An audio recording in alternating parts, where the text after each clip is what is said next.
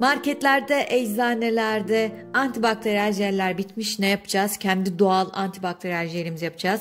Hem el sağlığımızı, bakımımızı yapacağız. Hem de doğal ve güzel bir şekilde kendimizi bakterilerden, virüslerden koruyacağız. Aynı zamanda el bakımımızı, cilt bakımımızı yapmış olacağız. Bunun için gerekli olan malzemeler: aloe vera jel. İster bu şekilde doğala en yakın olan jelini, isterseniz bitkisinden çıkartacağınız jeli kullanabilirsiniz. Sonra olmazsa olmaz limon yağı. Kesinlikle antibakteriyel özelliklere en fazla sahip olan yağlardan birisi.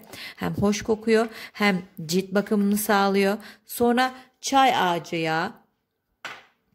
Eğer mevcut ise kekik yağı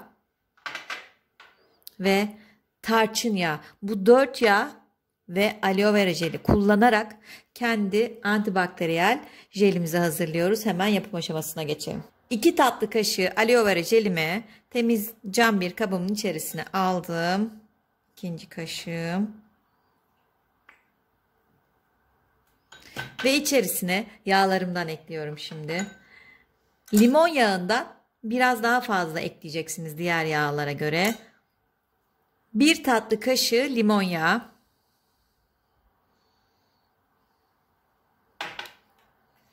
Kekik yağımdan yarım.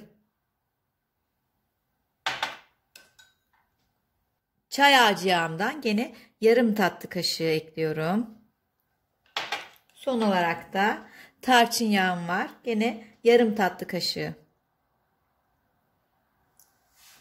Evet, işte ev yapımı antibakteriyel jelim hazır arkadaşlar. Bunu iyice karıştırıyorum.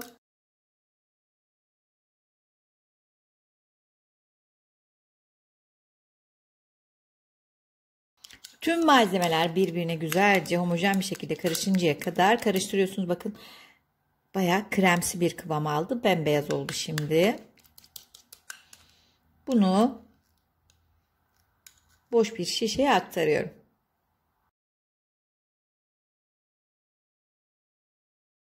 İsterseniz bu şekilde katı kıvamlı bir jel olarak kullanabilirsiniz.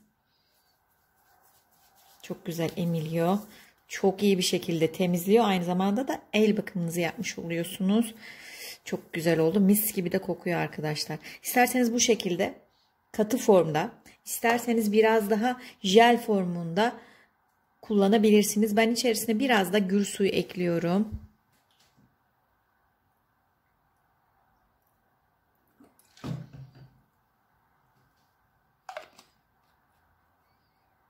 İki tatlı kaşığı kadar da gül suyu ekledim.